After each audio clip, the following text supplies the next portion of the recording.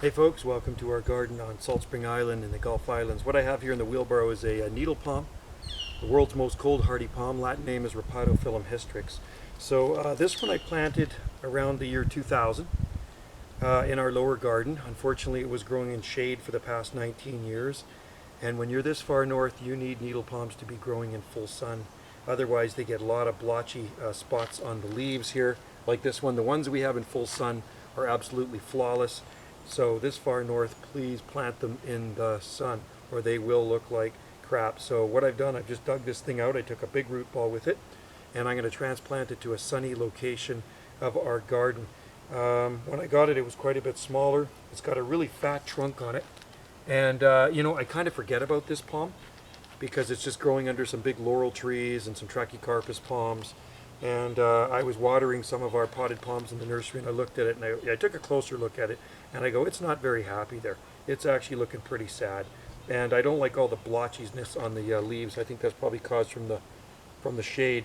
So I'm going to put this in a nice sunny hot spot. When you're this far north, you can grow them in full hot sun. In the deep south, you want to grow them in full sun or they'll even take shade. They're a beautiful palm, super cold hardy, and they do work well here, but more sun the merrier this far north. Give them ample summer irrigation. It's really dry here, and so I'm going to water this root ball down really well. I'm going to have to get some transplanter liquid.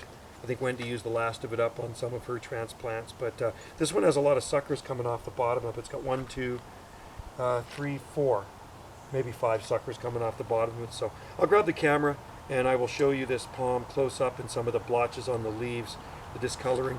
I've been trimming it off. Feel bad for this baby, but you know what? We'll rejuvenate it.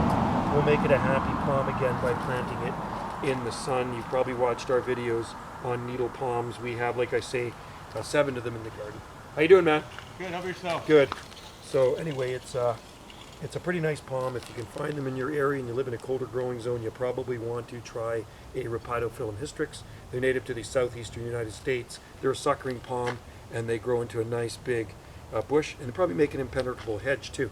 I think if you had a hedge of these things, nobody would want to climb through a needle palm hedge. You got lots of needles coming off the trunk. So, and they do flower this far north. I don't know if they'll ever set seed here, but they definitely do flower here because I've seen them flower on Salt Spring Island.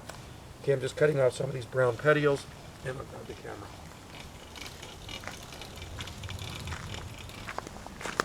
Notice I'm wearing gloves too because I don't want to get jabbed. So you notice the blotchiness on the leaves here, the spots. Could be like a fungus, but there's the trunk on it. It's got a pretty good sized trunk and lots of suckers. So we're gonna make this guy happy again. So like I say, this is our oldest needle palm, and this far north, yeah, they grow slow, really slow. They are fully hardy. Never need any winter protection or anything here. So, and there's the root ball I have with it there, and some potting soil. So we're gonna find a spot in the garden now, but first I'm gonna soak this baby down real well. All right, thanks for watching. Cheers.